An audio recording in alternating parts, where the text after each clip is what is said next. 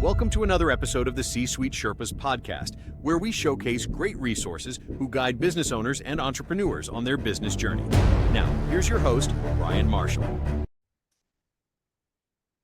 Welcome back, everybody. This is Brian Marshall, host of the C-Suite Sherpa Podcast, where we focus the spotlight on great resources for the C-Suite and beyond. And speaking of great resources, we've got someone who's not just a great resource, but somebody I consider a personal friend. We've got Macie Corerro, founder of Vital Path Coaching, a coaching firm dedicated to empowering others to thrive by nurturing harmony between mind, body, and spirit. Macie, welcome to the podcast. Hi, Brian. Thank you for having me. I'm excited. It's great to have you. I'm so excited for this new venture in your life. So tell us about Vital Path Coaching and what you do and who you're focused on working with. Okay, thanks. Thanks for the introduction. So Vital Path Coaching is a combination of me having 20 plus years in working through different companies and having different roles. And I really want to bring something to the forefront. I think people are really struggling these days with solving problems. It doesn't matter what they are. Everybody has a problem in their life that they need a little help with. And I do a combination of several things to help people identify what their problem is. I work with just life coaching in general. That's a very general term, but it's what I do. But I also feather in nutrition and fitness. I feel like people need a little bit of help. So if they've got a problem, we can talk about the problem, look at the solution. I can help them get to the root of the problem and then give them a path or a plan to either execute a goal or relieve themselves of the problem. But sometimes that also looks at the whole person. What's going on in their life? How are they sleeping? Are they spending too much time on their phone? Do they have relationships in their life? Is something stressing them out that's kind of on the peripherals that they're not really aware of? Kind of looking at the whole person is what I do. So it's a problem solver that looks at everything, gives you a plan, and we work on it together. Great introduction. I appreciate that. I've worked with a lot of consultants, and I've known people that are both great and not so great life coaches. Mm-hmm. And the ones that are really good are people that are actually, they've gone through it. Mm-hmm. You and I, full disclosure, I've known you for quite a few years now. We've worked side by side. I was involved with even helping hire you and bring you on to a client. What I would have always loved about working with you, either, as a client or in the discussions we've had since you've left there and have gone off to do other things, is that you are a problem solver, but it's even better than that. You care. Yeah, I do. And actually, in some environments, that I care gene is actually something that's really hard because you see all the problems that people have. So how have you channeled that experience to help you become a better coach? Yeah, great question. The way that I've utilized it, Brian, is when I meet with a client for the first time, I want to be very present. And I think that's something that people are lacking these days. I'm present, I'm aware, I'm not judgmental, and I listen. And a lot of people are lacking that too. And as you said, you have compassion. You can't help everybody. There are some problems that I cannot help you solve. But for the most part, if you come to me with something that's succinct and goal-oriented, or I just have this problem and I'm unsure about it, the difference for me is I bring my history into it. I just don't show up with this blank stare at you and think, gosh, why can't they solve that problem? It could be anything. It could be divorce. It could be an empty nest. It could be retirement. Any sort of thing that you think of, I kind of just look back at my past or look at, at my friends or environments, as you said, and try to figure out if I was in that situation, what would I do? So I'll try to show up with compassion, but also show up with real true interest in, am I the right fit for that person? And, and if I am, great, I'm going to help you. But if I'm not, I'm going to refer you to somebody else. So it's coming to the table with real true interest and utilizing, like you said, my past to say, how did I handle that? Yeah. And try to help them. And always need to be clear, because I always use the analogy of like a doctor as an example. So you're not a doctor, you're not giving medical advice, you're a coach. No.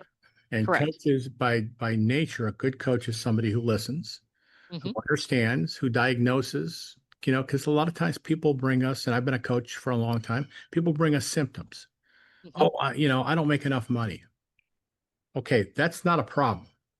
The problem is something much deeper. So why don't you make enough money? And you start to go through and you start to ask questions, and those questions will lead you ultimately to the root issue in their life that they're trying to solve. The root issue might be, I want to retire, but I don't have enough money. I want to retire, but I don't know, how to do that, or whatever the case might be. Because they don't usually bring you the problem, they bring you something else. So what I've always enjoyed with you as well is that you have this innate ability to get to the root issue.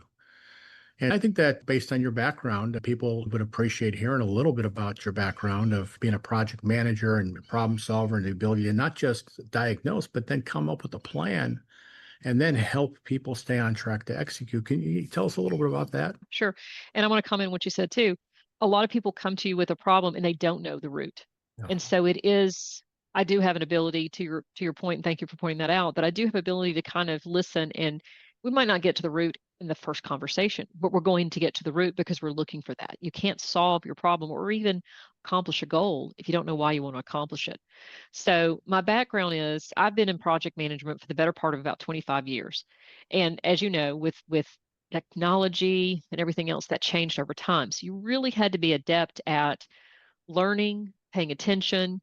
And I have worked with all industries. I've worked with healthcare. I've worked with Fortune 500s. I've worked with Wall Street firms. I've worked with hospitals. I've worked with businesses across the spectrum. So I have a lot of variety of understanding going into it. When you're a project manager, you go into something with no knowledge. They put you on a project, regardless of what it is, and you have no knowledge. You don't have a knowledge of the vendor. You don't have a knowledge of the customer. You don't have a knowledge of the people that are going to work on the project. But it's your job to go in and make sure that everybody works seamlessly together. You have this goal, and you have to meet it on time and on budget. And you have to ensure that during that process, everybody comes together and is almost family-like. At the end of a good project, you may be friends with those people for the rest of your life. And so that's kind of the same thing with life coaching. You come to it with all these tools. And I've sat in a chair for, like I said, 20 plus years and project managed. So I know how to look at the root. I know how to look for the solve, and I know how to keep you on track. But it doesn't have to be with a stick. That doesn't work. It has to be on that person's time frame. It has to be something that they buy into. And so it has to be about them. And that's the difference too about my life coaching skills, is I'm making it about you. This time is about you. We're looking at you. I may bring in some of my expertise, but the whole coaching is about you.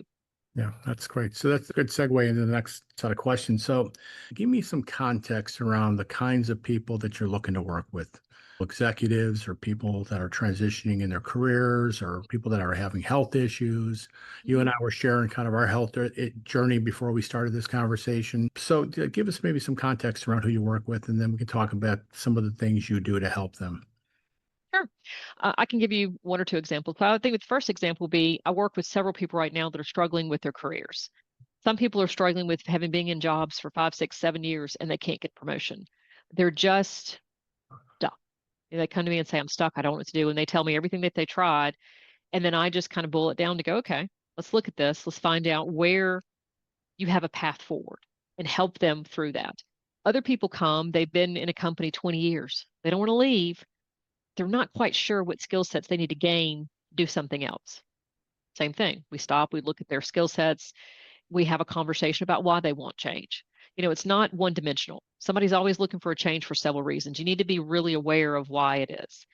Other things could be a divorce. In this current situation, if you get divorced and you want to date again, you have to get on the dating apps. And it is a free for all out there. If nobody's ever done it, it's walking somebody through, this is how you post. This is what you look for. Here are the red flags. Here are the green flags. It could be somebody that's, myself included, has elderly parents, and you have to navigate. When you're the child and they're the parent, you have to have those conversations with them about their health, about their housing, about all the things that go on as they age. And then you have siblings that you have to coordinate those conversations with too.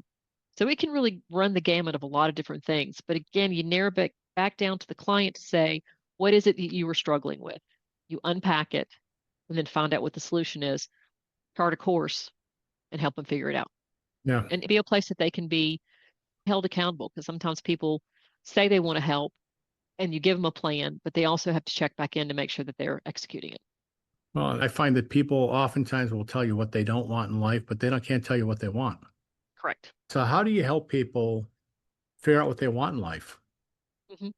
when that occurs with me in those situations, I look at what they do enjoy, pull them back into the positive. Well, what do you enjoy? What in your life now is good? Somebody has something good.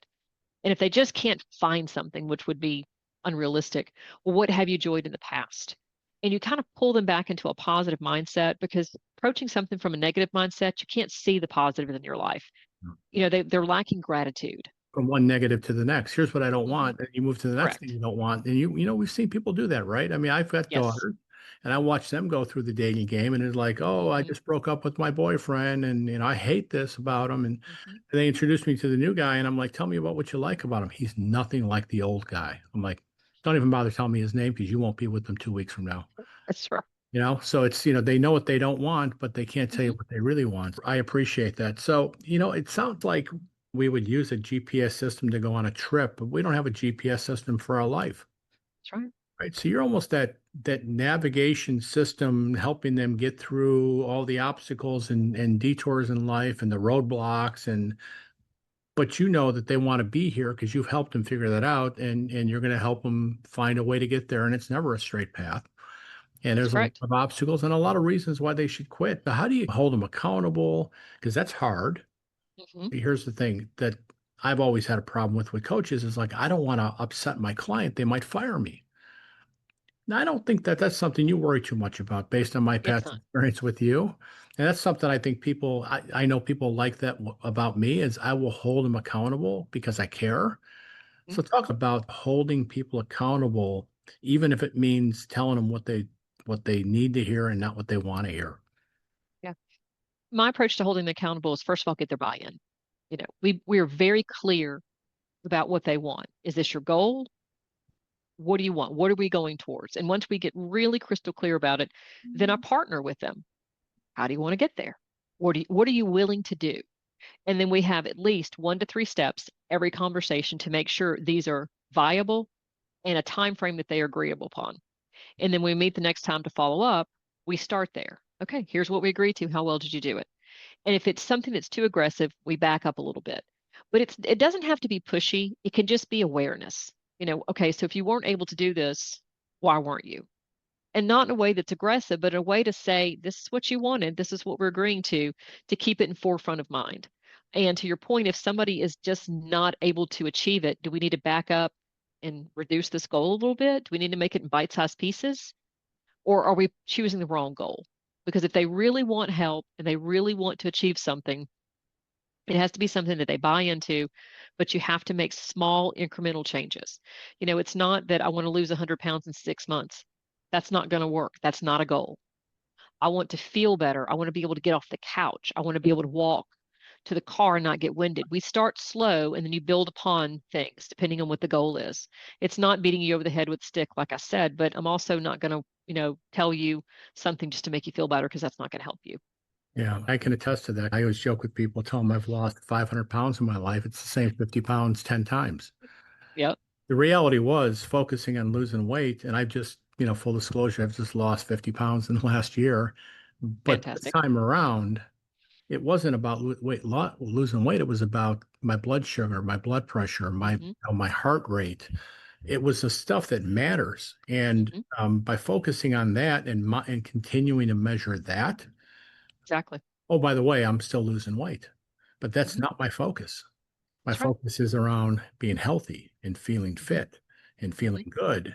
And so everything I think that we try to do in life, there's an approach that people can take, around that, putting measurements in place and having accountability and having short-term, celebrating the wins, celebrating the fact that you tried. I mean, when you're focused on losing weight, if you don't lose weight, you get discouraged. That's correct. Okay, well, sometimes, I notice there'd be a month where I wouldn't lose any weight. And then all of a sudden I lost 20 pounds in 1 month. I'm going, that makes no sense. It all depends.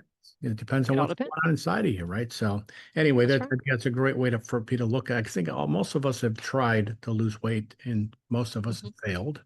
We've gained it back and then some. And it's just, to me, that's a symptom of the way we approach things. So well, listen, I know that we can talk about this the rest of the day, because I love talking to Macie and, and talking about things you can do to help people. So first of all, stick around, folks. We're going to do something fun. Macie's going to tell us how to get in touch with her. What's the best way to reach out to her? So hang out for that. We'll do that at the end. But I want to switch gears with you. Let's have a little bit of fun. This is the lightning round. So I'm just going to ask you some silly, quick questions. No wrong answers. Okay. Mostly just to have some fun with you, see you smile. So if you're ready, I'm ready. I'm ready. All right, here we go. I'll start off easy. Coffee or tea? What's your preference? Tea. Tea. Cats or dogs? Dogs. Yeah, good choice. All right, serious question. If you can only grab one weapon right before the zombie apocalypse breaks out, what would it be? A nuclear bomb. Oh, that's not the Southern girl answer I was expecting. I was thinking shotgun. I'm going to go big or go home. Go big or go home. So speaking of going big, so if you can only pick one superpower that you don't already have, what would it be?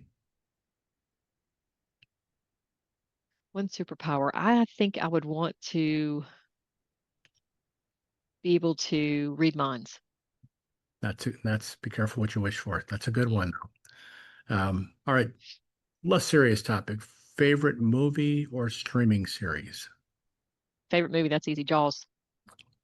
Okay. How about favorite book? Favorite book, Frankenstein, Mary Shelley. All right. Do you have a favorite quote or saying that you think about often? Something that inspires you? Just do it. Okay. I got a pair of shoes that say that. I Yeah, got a shirt that exactly. says that. That's a great thing. Just do it. Just do it. How about a bucket list item that you've already accomplished? Something big in your life that you've done? Goodness, I think we did it recently. We bought a house on a bunch of acreage, and we're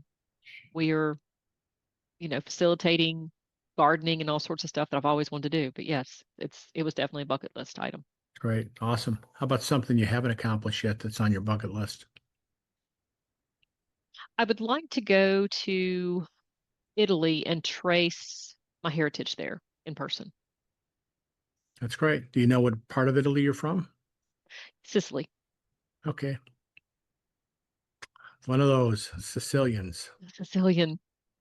I know, right? I'm half Italian.